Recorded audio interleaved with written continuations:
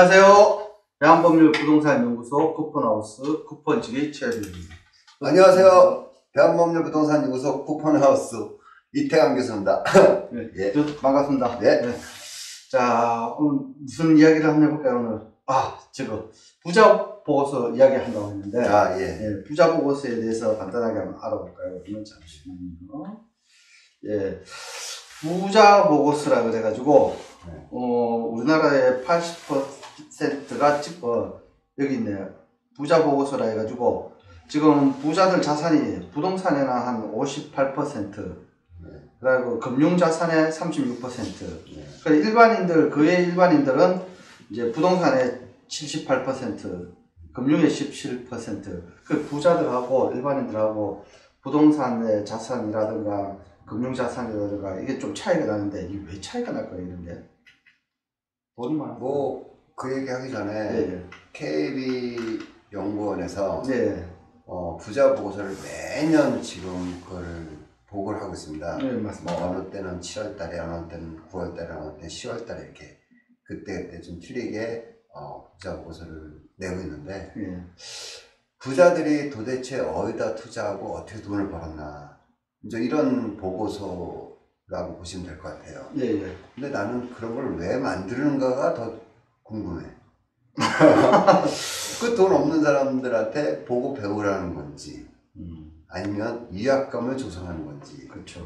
50억 이상 부자고, 30억 이상 부자고, 이런 얘기를 해요. 맞습니다. 네. 그러면서 또 요번 그 데이터를 봤더니, 옛날에 이제 부자들만 이제 일부, 노블레스 이런 사람들만 딱 했는데, 지금은 요번에 한 걸 보니, 매년 보긴 보는데, 요번엔 준부자. 그러니까 자산가, 고자산가, 그다음에 초고자산가, 이렇게 3등분 이거를 계급사에 만드는 거 아닌가. 그렇죠. 재산에 대해서. 그렇게 얘기를 하는데, 대부분 옛날부터 보면은, 좀 부자들이 부동산 투자가 한 50%, 그 다음에 금융이 한 30-40% 이렇게 됐습니다. 근데 그 부자들이 왜 부동산에는 덜하고 금융에 좀 더 많이 하느냐. 그건 왜 그런 것 같아요? 돈이 워낙 많아서 그래요. 돈이 많다 보니까. 어렵게 생각하면 내가 돈이 많았어. 돈이 많았어. 사실상 돈이 없는 사람은 금융에 투자하고 싶어도 투자할 돈이 없는 거야. 맞습니다. 그러니까 부동산에가 더 많이 투자를 하게 되는 거고요. 그래서 다른 나라에 비교했을 때 우리나라가 이제 부동산의 75%, 80%가 부동산에 들어가 있잖아요. 근데 실질적인 부자들은 한 50%, 어느새 45%. 네? 이제 금리가 좀 높거나 이럴 때는 이제 좀 55% 되는데, 그 금리에 따라 또 움직이기도 하지만 금융상품이라는 게. 그런데 이 부자들은 워낙 부동산을 많이 갖고 있는 상황에서 요즘은 부동산을 많이 갖고 있으면 세금이 엄청 많잖아요. 그렇죠. 얼마 전에 나왔던 종부세라든지 세금이 많으니까 부동산 세금을 워낙 많이 받다 보니까 금융 쪽으로 돌리는 게 좀 낫지 않냐. 근데 실제로 돈 없는 사람은 금융에 할 돈이 없다 그거지. 그래서 좀 그런 보고서 말고 실질적으로 돈이 없는 사람들, 연구가 함께 많지는 않겠지만, 그 돈 없는 사람들 삶의 실태가 없고 재산의 실태가 어떻다는 걸 좀 보고를 좀 해주면 어떨까. 반대로. 그래서 그걸 좀 극복할 수 있는 그런 걸 좀 연구를 해주면 안 될까. 이런 생각이 들어요. 이거 하나만 한 이야기인데, 부자들이 이제 서울과 경기도, 이쪽으로 이제 한 70% 정도, 거기들이 부자들이 있고, 그래서 서울 내에서도 서초, 강남, 송파, 강남 3구라고 그러는데 이쪽에 부자들이 많다. 그러니까 하나만한 이야기겠죠, 이런 거는. 그렇죠. 그거 다 아는 사실 아니에요?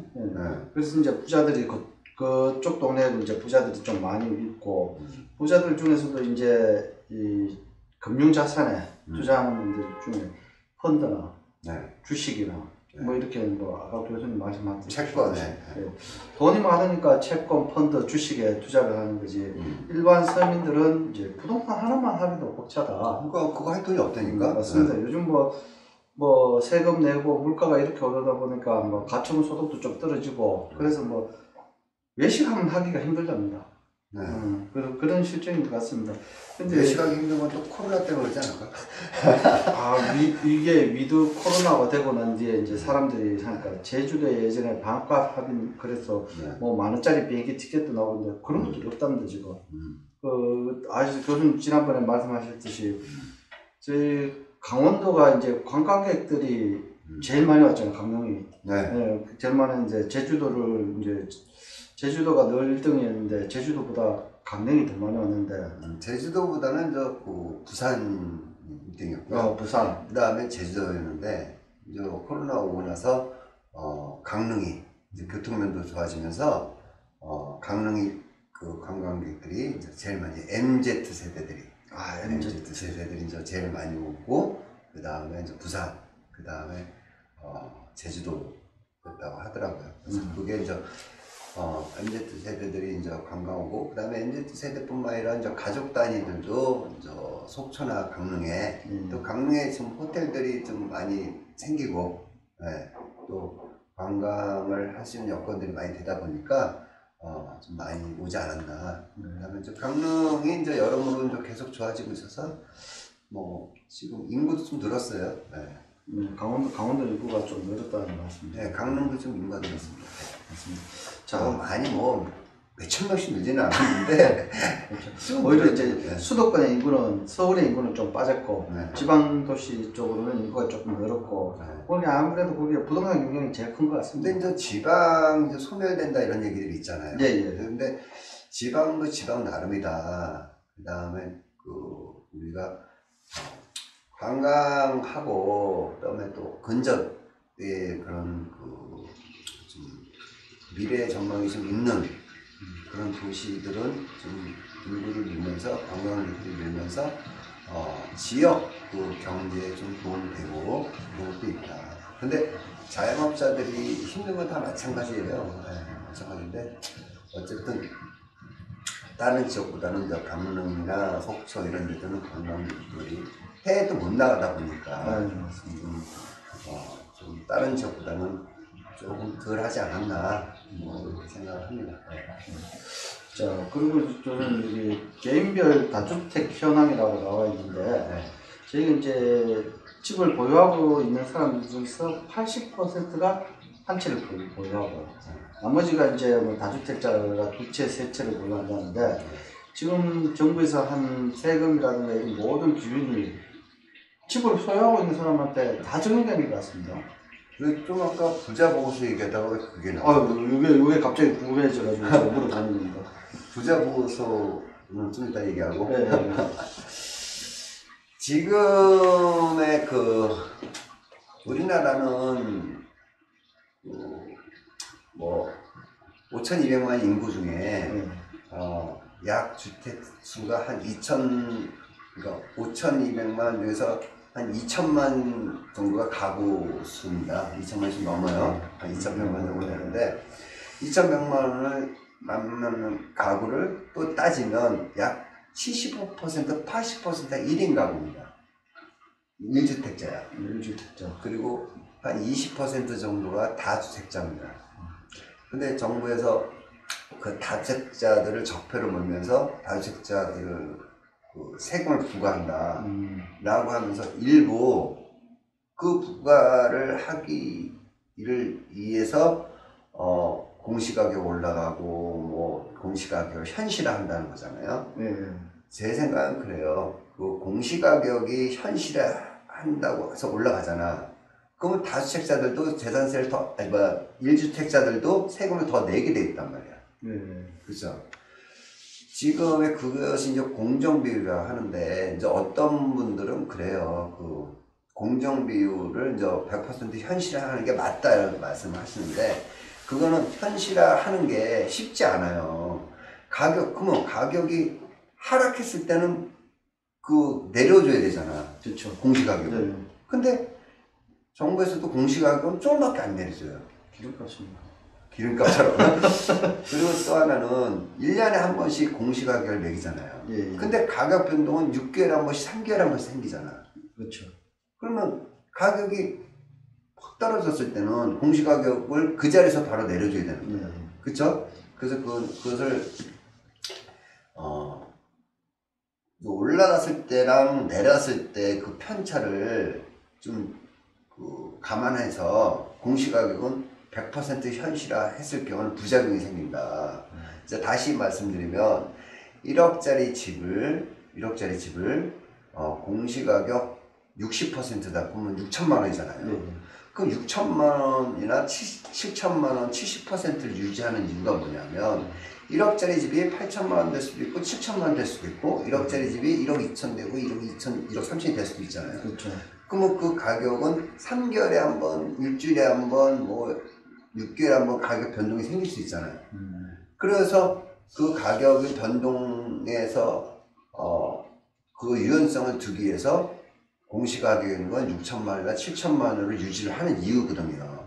근데 그거를 100%다 맞춘다고 하면 가격 변동이 있을 때 공시가격이 오차 범위가 줄어들잖아요. 그렇죠? 그 다음에 또 그 격차가 현실하고 공시가격을 거의 다 맞춰버리면 내려갔을 때는 못 내린다는 얘기고 또 올랐을 때 못 올리잖아요. 그래서 공시가격이라는 것은 항상 현 시세, 현 가격보다 좀 밑에 여유 있게 놔두는 게 맞는 거다. 이렇게 생각을 하죠. 네.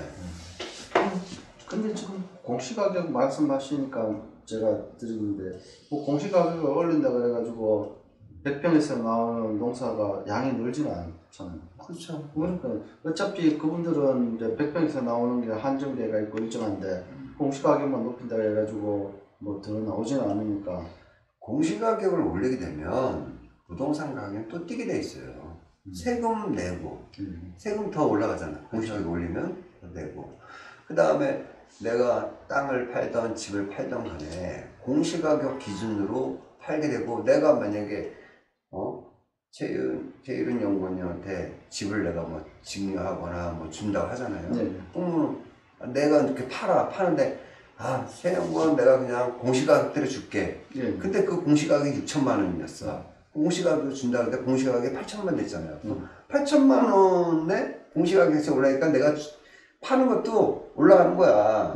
가격이 다 올라가는. 네. 그래서 이제 외국 사례나 우리나라 사례를 봤을 때 종합부동산세. 지금 종합부동산세가 지금 뭐 정부에서는 뭐 1.7%, 2%밖에 안 낸다고 그러잖아요. 그거는 5,200만 인구를 다 따졌을 때 1.7%, 2%야. 그렇겠죠. 5,200만. 5,200만 인구를 다 따졌을 때. 인두세니까. 그런데 그 5,200만 중에서 어린이 다 빼야 되잖아요. 그렇죠, 맞죠. 경제적인 인구가 안 되는 그런 경제활동 인구만 포함했을 때는 더 높을 거란 말이에요. 그렇겠죠. 사실 어린이 다 빼고, 은퇴하신 분들 빼고, 그 다음에 요즘 실업자 많잖아. 많죠, 실업자. 그러면 돈 못 버는 사람들, 이런 사람들 다 빼고 했을 때 따져버리면 2%, 1.7%가 아니라는 얘기예요, 사실상. 그렇잖아요. 그렇겠네요. 그리고 또 하나는 여러분 다 아시다시피 그 부동산 가격이 서울이 엄청 비싸잖아요. 맞습니다. 그러면 서울만 따졌을 때는 그 종부세 낸 사람이 내가 봐서는 어마어마하다. 왜냐면 근데 그러다 보니까 정부에서는 그 종합부동산세를 9억 기준 이상 된 사람 내고 했던 거를 11억 이상 낸다고 했잖아요. 1주택자에 1주택자 안에서. 근데 11억으로 올렸는데 예를 들면 이제 9억 이상 되는 집이 100채였어요. 그럼 100채의 세금을 걷었잖아. 근데 가격이 9억에서 지금 한 15억 됐잖아요. 그렇죠. 15억, 15억 됐잖아요. 지금 평균이 옛날에 이제 5억, 6억짜리 집이 자, 5억, 6억짜리 집이 지금 12억, 13억이 됐어요. 많이 뛴 데는 3배까지 뛰지. 그러니까 우리가 쉽게 얘기하면 5억, 6억짜리 집이 지금 12억이 됐단 말이에요. 2배가 됐단 말이에요. 그렇죠, 그렇죠. 그러면 종부세를 9억짜리를 얼마로 해야 돼? 자, 9억짜리 이상 되는 거를 자, 5억, 6억일 때에 예.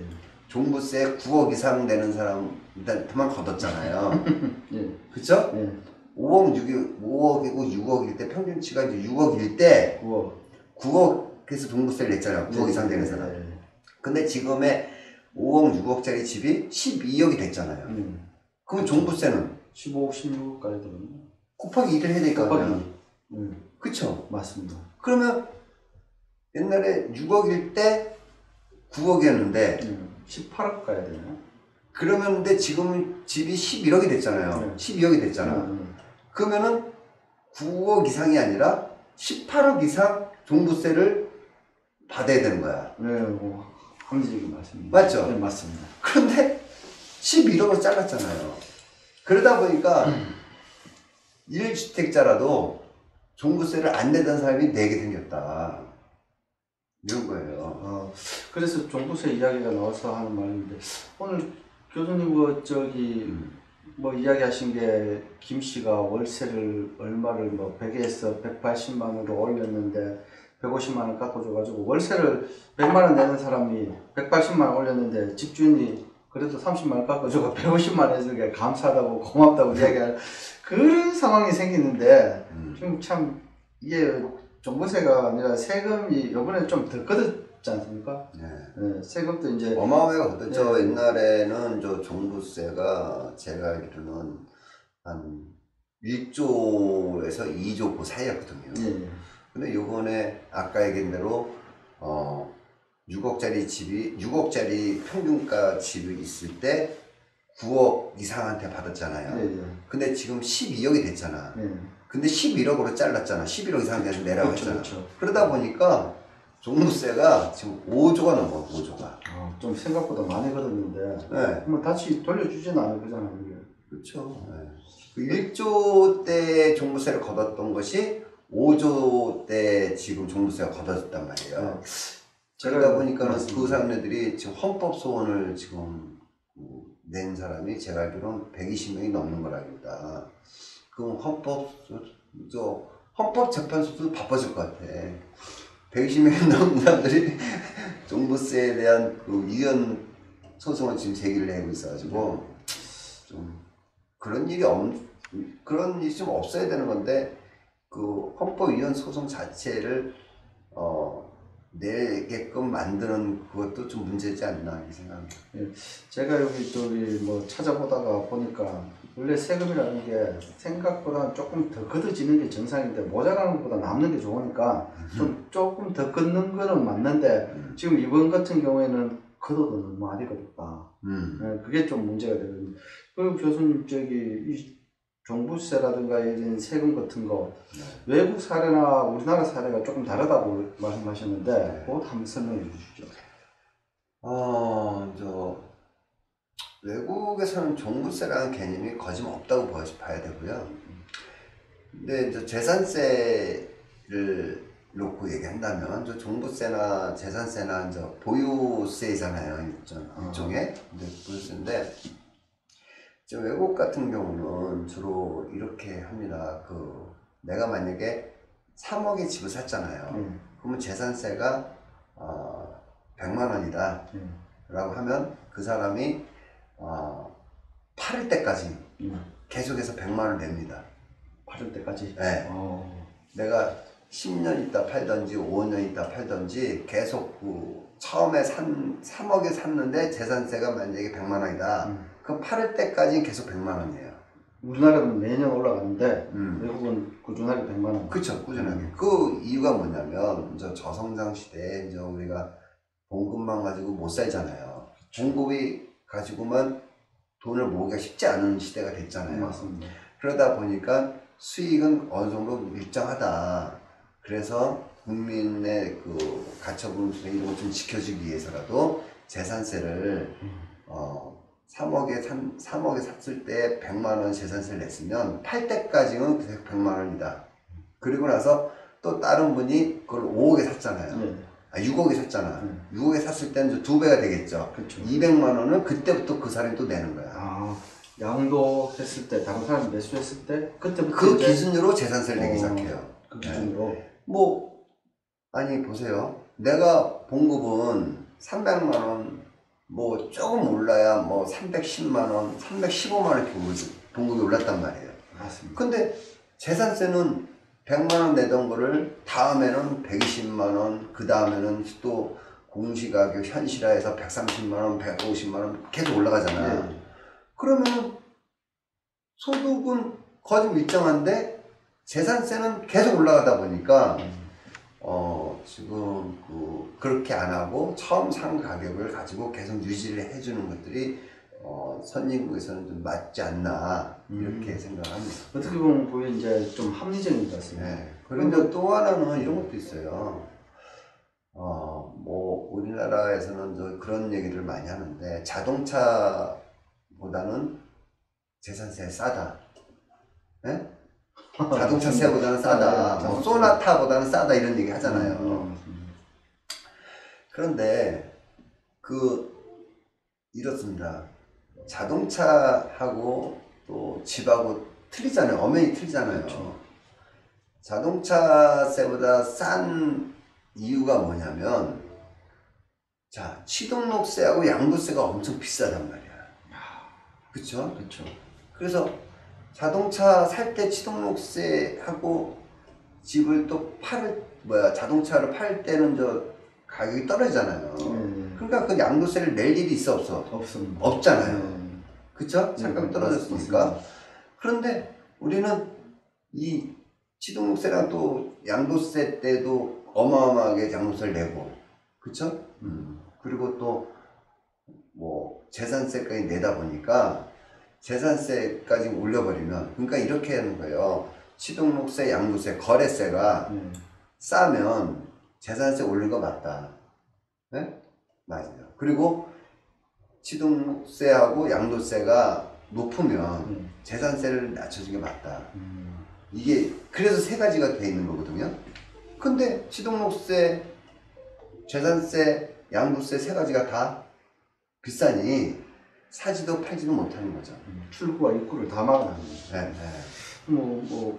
비단 우리나라는 취득할 때 취득세, 갖고 있을 때 보유세, 네. 팔 때 양도세. 특히는 이제 외국 같은 경우에는 임대인이나 임차인이 같이 세금을 낸다는 게 사용세라고 하니까 그걸? 그렇죠. 그래서 외국 같은 경우는 저 재산세 그 개념보다는 그 주택, 그 상가 이런 것들을 사용하는 사람이 그 사용세를 좀 낸다. 그래서 그 재산세를 세입자하고 반반 내는 경향도 있어요. 많이 합니다. 그래서 왜냐면 그 실질적으로 사는 사람이, 거기서 거주하는 사람이 그걸 사용하고 있는 거잖아요. 그렇죠. 그러니까 너도 좀 내라. 그래서 이 재산세만큼은 취등록세, 양도세 내가 낼게. 그래서 사용하고 있는 사람이 사용세 그 개념이 좀 더 첨부가 돼 있어서 재산세를 그 임차인하고 임대인하고 반반씩 내는 것도 있습니다. 지금 우리나라가 OECD 국가 중에서 월세 비중은 그렇게 높지 않은 걸로 나오는데 몇 위 정도 됩니까? 또 그 얘기하기 전에 생각해 보세요. 아까 재산세를 사용자가 좀 낸다고 그랬잖아요. 그렇죠. 네? 예, 사용자가. 근데 우리나라에 지금의 서울에서 가장 비싼 전세가 얼마인 줄 아세요? 듣기로는 73억인가 전세가 있긴 있다고 하더라고요. 네, 71억. 71억입니까? 70억 전세가 최고 높은 건데, 서울에 지금 뭐 20억짜리, 30억짜리, 25억짜리 막 전세들이 있잖아요. 그렇죠. 그 사람들은 재산세를 내, 안 내? 안 내죠. 재산세 안 내잖아. 그렇죠. 근데 서울에 5억짜리 집 갖고 있는 사람이 있죠. 네. 그리고 또 우리 지방에, 네. 강원도, 강릉, 원주, 속초에, 네? 1억 5천짜리 집 갖고 있는 사람이 있죠. 재산세 내죠. 맞습니다. 뭐 많이 안 낸다 하더라도 내잖아. 요만한 집 하나 더 갖고 있으면 재산세 내잖아. 근데 20억짜리 전세 산 사람은 재산세를 안 내. 그러면 20억에 대한 그 돈을 갖고 있는 거 아닙니까? 그렇죠. 그렇죠. 그뭐 사용세 내, 사용세를. 맞습니다. 그래서 예전에 하는 말이 10억짜리 집에 8억을 주고 전세를 사는 사람들은 10억의 가치를 누리고 있는 거기 때문에 그분들도 사용세를 좀 내야 되지 않나. 그렇죠. 저는 이렇게 봐요. 내가 2억짜리, 3억짜리 집을 살고 있잖아. 그럼 재산세 내면서 내가 그 사용세를 내고 있는 거잖아. 근데 25억에 전세 사는 사람은 재산세도 안 내잖아. 그럼 사용세를 내라. 그렇게 저는 생각합니다. 네. 어떻게 보면 좀 합리적인 것 같습니다. 그런 것들이. 그럼 어쨌든 우리나라 같은 경우에는 세금을 좀 과다하게 좀 징수를 하는 게 없지 않아 있다고 대부분 다 그렇게 공감을 하실 겁니다. 세금 좀 많이 걷는다. 지금 월급 타시는 분들도 이제 월세 비중이 높아지다 보니까 가처분 소득도 떨어지고 외식을 한번 제대로 못하고 그런 실정인데, 이 우리나라뿐만 아니라 외국들도 집값이 오르긴 다 올랐지 않습니까? 그렇죠. 다 올랐는데 그나마 이제 우리나라 같은 경우는 각종 규제로 인해 가지고 집값이 외국보다는 좀 덜 올랐다고 생각하는데 그래도 오르긴 많이 올랐습니다. 그렇죠. 그리고 올랐는 비중이 대충 어느 정도 됩니까? 지금 현재 집값이 올랐는 비중이? 지금 인플레이션하고 이런 거 같이 좀 보면서 그 집값을 봐야 되는데, 우리나라가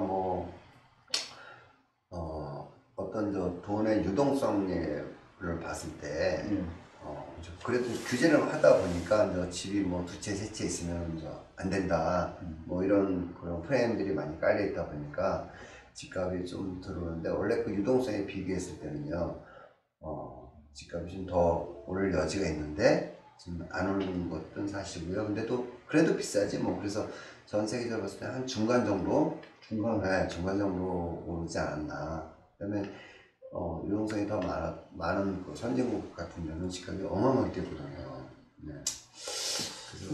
그래서 좀 그런 면에서 조금 덜 오르긴 했어도 그래도 많이 올랐다.